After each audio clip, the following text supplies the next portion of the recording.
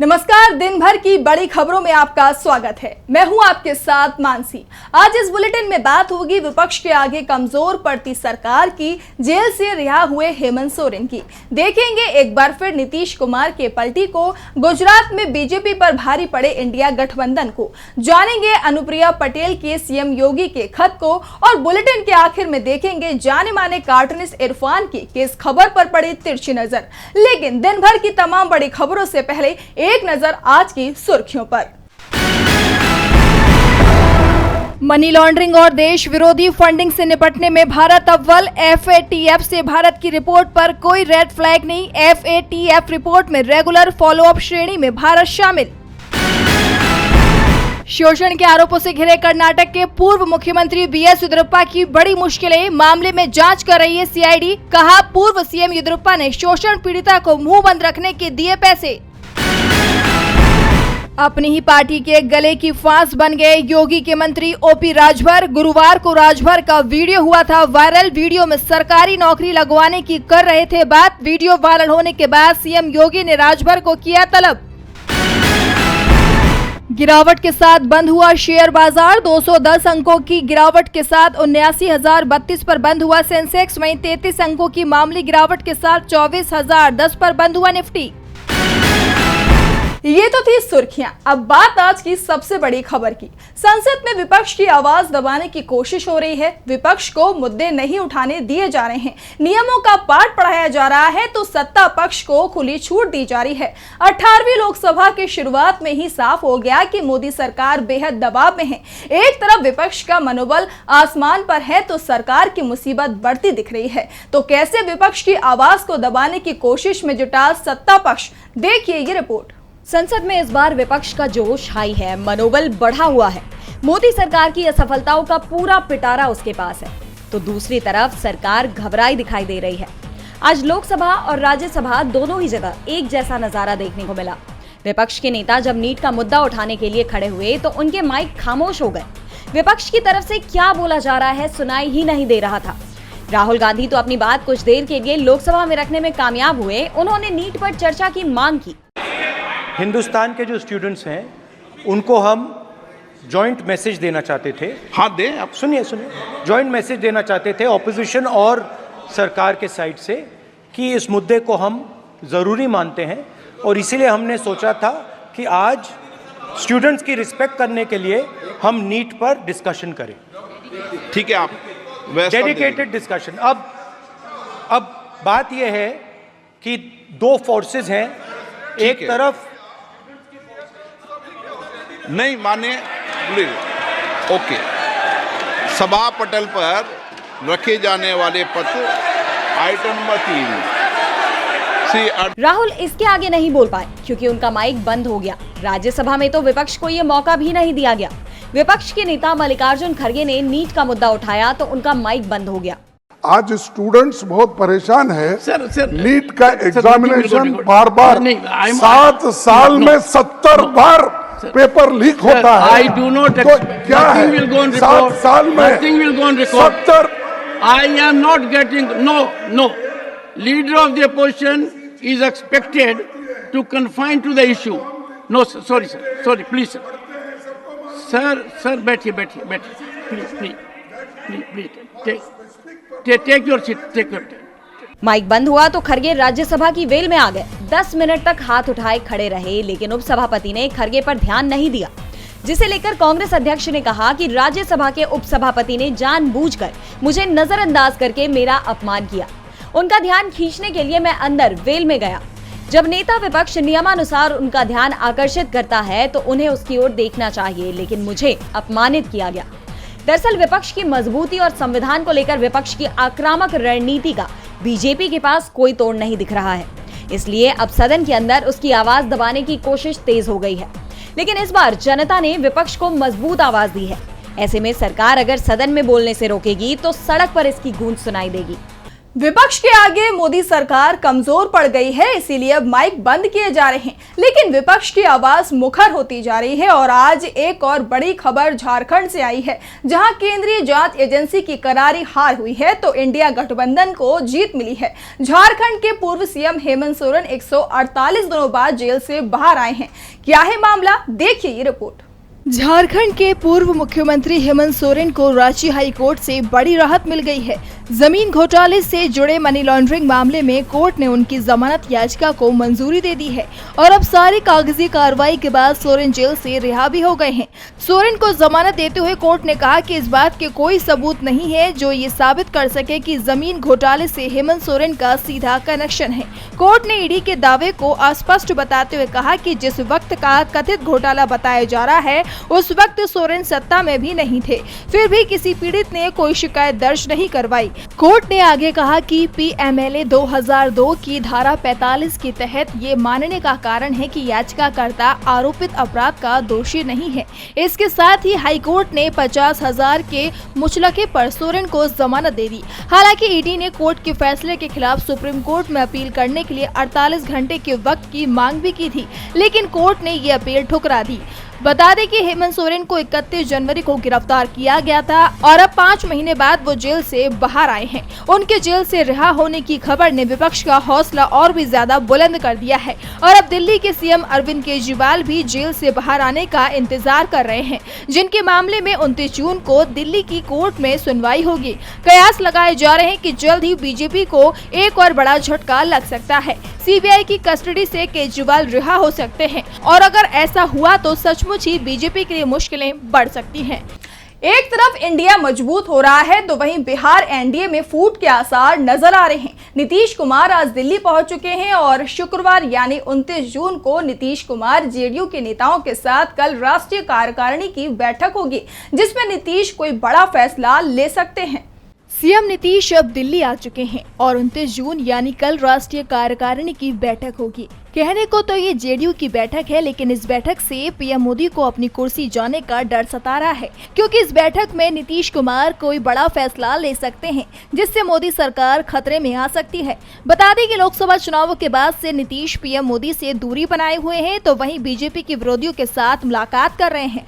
दरअसल नीतीश कुमार की हाल ही में झारखंड के निर्दलीय विधायक सरयू सराय से मुलाकात हुई। सरयू सराय पहले बीजेपी में थे, लेकिन 2019 में उन्होंने बीजेपी छोड़ दी। राय ने झारखंड विधानसभा चुनाव में बीजेपी के खिलाफ मोर्चा खोल दिया था। खुद राज्य के सीएम रघुवर दास के खिलाफ चुनाव मैदान में उतरे और उन्हें हरा भी दिया।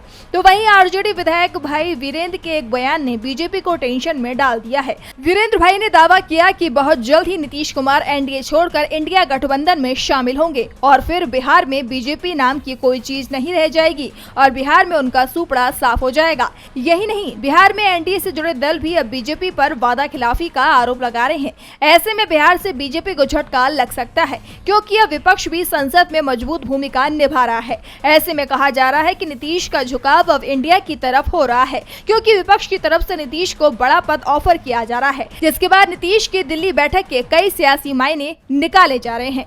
एक तरफ एनडीए मुश्किल में दिखाई दे रहा है तो दूसरी तरफ अब गुजरात में भी बीजेपी बैकफुट पर नजर आ रही है। वहीं इंडिया गठबंधन मजबूत होता जा रहा है। तो कैसे गुजरात में मजबूत हुआ इंडिया गठबंधन, देखिए ये रिपोर्ट। लोकसभा चुनाव के बाद से ही इंडिया गठबंधन बीजेपी पर भारी पड़ता दिखाई दे रहा है।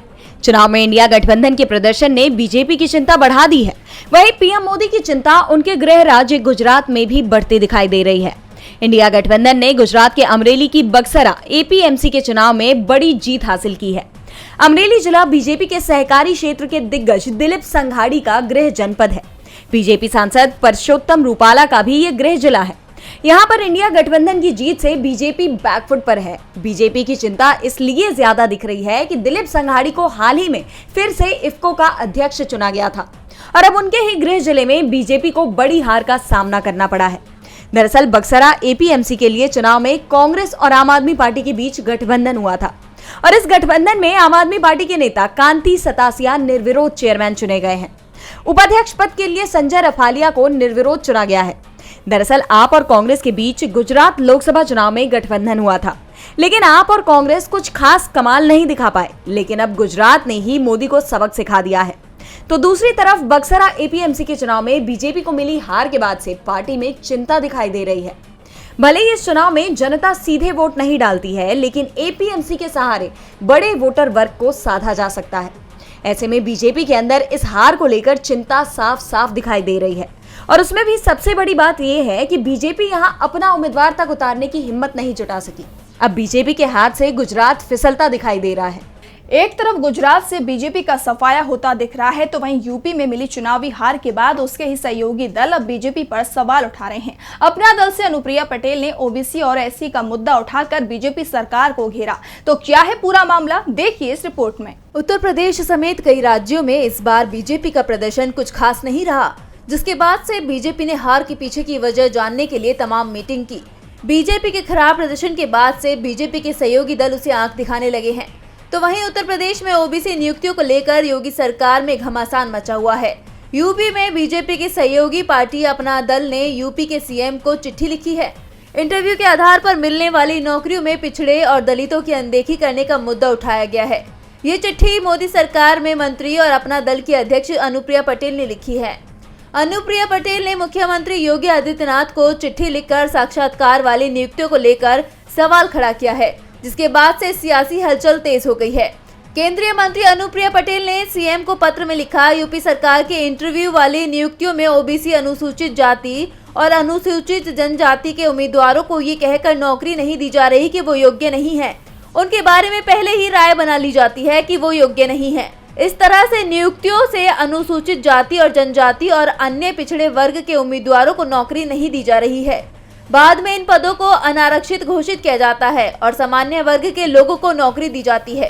इस प्रक्रिया पर यूपी सरकार की तरफ से फौरन रोक लगाई जाए। सरकार को इस पर जल्द से जल्द कार्रवाई करनी चाहिए, ताकि इन वर्गों के उम्मीदवारों में कोई आक्रोश न पनप पाए। अनुप्रिया पटेल ने मुख्यमंत्री योगी से अनुरोध किया है कि चाहे कितनी भी जरूरी हो, लेकिन इन वर्गों के लिए आरक्षित नौकरियां किसी दूसरे को नहीं दी जाए या इन्हें अनारक्षित नहीं करार दिया जाए। बता दें कि हाल ही में लोकसभा चुनावों में विपक्ष ने इस मुद्दे को उठाया था। विपक्ष की तरफ से आउटसोर्सिंग यानी संविदा पर नौकरी देने के मामले में भी आरक्षण की मांग की जा रही है। योगी राज में ओबीसी के अधिकार छीने जा रहे हैं, ये बात मोदी के मंत्री कह रहे हैं। साफ है, एनडीए में टकराव अब खुलकर सामने आने लगा है। यूपी से लेकर महाराष्ट्र तक एनडीए बिखर रहा है। महाराष्ट्र में अजीत पवार एनडीए में आए तो उन्हें एक के बाद एक पुराने मामलों में क्लीन चिट मिल रही थी, लेकिन जैसे ही आरएसएस ने अजीत पवार से गठबंधन तोड़ने का दबाव बीजेपी पर डाला, केंद्र की एजेंसियों ने अजीत पवार पर अपना शिकंजा कसना शुरू कर दिया। देखिए ये रिपोर्ट। महाराष्ट्र में एनडीए गठबंधन में घमासान छिड़ गया है। बीजेपी एनसीपी के बीच की लड़ाई अब खुले मंच पर नजर आ रही है। जहां अजित पवार के बीजेपी से गठबंधन तोड़ने की खबरें सामने आ रही हैं, तो वहीं अब अजित पवार पर ईडी भी अपना शिकंजा कसती हुई नजर आ रही है। जी हां, महाराष्ट्र राज्य सहकारी बैंक में हुए कथित 25,000 करोड़ के घोटाले के मामले में अब ईडी ने हस्तक्षेप करते हुए अजित पवार की क्लीन चिट पर रोक लगा दी है। दरअसल मुंबई पुलिस की आर्थिक अपराध शाखा ईओडब्ल्यू ने मामले में एफआईआर दर्ज की थी और मौजूदा उप मुख्यमंत्री अजित पवार को बतौर आरोपी नामजद किया था। लेकिन बाद में ईओडब्ल्यू ने कहा कि शीर्ष सहकारी बैंक को कथित घोटाले से कोई नुकसान नहीं हुआ और इसे देखते हुए ईओडब्ल्यू ने कोर्ट में मामले की क्लोजर रिपोर्ट फाइल की। लेकिन ईडी ने इसका विरोध करते हुए हस्तक्षेप अर्जी फाइल कर दी। मामले में मनी लॉन्ड्रिंग की जांच कर रही ईडी ने अदालत को बताया कि मामला बंद करने के लिए दाखिल रिपोर्ट से उसकी अभियोजन शिकायत के साथ साथ कार्यवाही भी प्रभावित होगी। जिसके बाद अब ये चर्चाएं शुरू हो गई हैं कि बीजेपी के साथ रिश्तों में दरार पड़ते ही एनसीपी के प्रमुख पर ईडी की गाज गिर गई है। सवाल ये उठ रहे हैं कि क्या ये बीजेपी के इशारे पर हो रहा है? क्या विपक्ष के आरोप सच है? क्या ईडी सीबीआई विपक्ष के नेताओं के खिलाफ बीजेपी के इशारों पर काम कर रही है? इस बीच बीजेपी में भी अजित पवार से दूरी साधने की मांग उठ रही है। बीजेपी नेता सुदर्शन चौधरी का एक वीडियो सामने आया है, जिसमें वो अजित पवार और उनकी पार्टी एनसीपी को महायुति गठबंधन से बाहर करने की मांग करते हुए नजर आ रहे हैं। ऐसे में विधानसभा चुनाव से पहले ही एनडीए के टूटने की चर्चाएं तेज हो गई हैं। एक तरफ बीजेपी पर ईडी और सीबीआई का दुरुपयोग कर अन्य दलों को एनडीए में शामिल करने का दबाव बनाया जा रहा है, तो वहीं दूसरी तरफ भयंकर गर्मी और हीट वेव से परेशान जनता बारिश की आस कर रही थी। बारिश हुई लेकिन परेशानी पहले से ज्यादा बढ़ गई। देश भर में हुई बारिश ने मोदी के विकास की पोल खोल दी, तो बारिश ने कैसे खोली मोदी सरकार की पोल, देखिए इस रिपोर्ट में। देश भर में कई हफ्तों से लोग भयंकर गर्मी और हीट वेव से परेशान चल रहे थे। वहीं पिछले कुछ दिनों में देश में मौसम ने करवट ली है। देश के कई हिस्सों में बारिश होने से लोगों को थोड़ी राहत मिली है। वहीं मानसून के इस पहली बारिश से देश के कई हिस्सों से ऐसी खबरें सामने आई हैं जिससे मोदी सरकार के विकास के दावों की पोल खुलती हुई नजर आ रही है। आपको बता दें कि शुक्रवार को दिल्ली के आईजीआई एयरपोर्ट के टर्मिनल 1 का छज्जा टूटकर गिर गया। इससे 3 लोगों की जान चली गई और कई लोग घायल हुए हैं। बता दें कि इसी साल मार्च में पीएम मोदी ने टर्मिनल 1 का उद्घाटन किया था, जिसकी पोल पहले ही बारिश में खुल गई है। इसी साल मार्च में जबलपुर एयरपोर्ट का उद्घाटन हुआ था, जिसकी कैनोपी का हिस्सा भी गुरुवार रात को अचानक गिर गया। वहीं बात करें राम मंदिर की, तो अयोध्या में पहले ही बारिश में राम मंदिर के गर्भगृह से पानी टपकने की खबरें आने लगी। ये वही राम मंदिर है जिसके नाम पर बीजेपी ने खूब राजनीति की, लेकिन फिर भी हार गई। और अब पहली ही बारिश में अयोध्या में भी बीजेपी के विकास की पोल खुल गई है। गौरतलब है कि ये लिस्ट बहुत लंबी है, जहां बारिश में मोदी का विकास तैरता हुआ दिख रहा है। बिहार में भी बारिश और जर्जर निर्माण के चलते पिछले 10 दिनों में बिहार में पुलों के गिरने का सिलसिला भी जारी है। बता दें कि पिछले 10 दिनों में बिहार में 4 पुल जलमग्न हो चुके हैं। इन तमाम मुद्दों को लेकर कांग्रेस अध्यक्ष मल्लिकार्जुन खड़गे और पार्टी महासचिव प्रियंका गांधी ने एक्स पर पोस्ट कर सरकार की नाकामियों का पर्दाफाश करने का काम किया है। और बुलेटिन के आखिरी में देखेंगे जाने माने कार्टूनिस्ट इरफान की किस खबर पर पड़ी तिरछी नजर।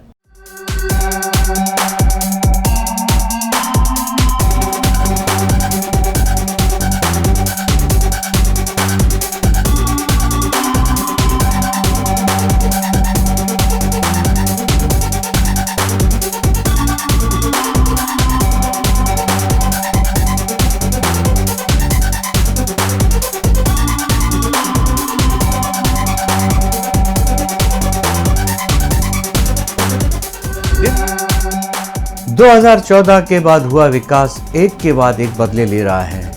अभी अयोध्या में रामलला के मंदिर की छत पहली बारिश में छू गई, तो आज दिल्ली और जबलपुर के एयरपोर्ट की छतें अदबदाकर लोगों के सिरों के ऊपर गिर गईं और उसमें 4 लोगों की जानें चली गईं। यही हाल रहा तो किसी इमारत की छत के नीचे खड़े होने से पहले लोग तफ्तीश कर लिया करेंगे कि ये छत कहीं 2014 के बाद तो नहीं बनी है।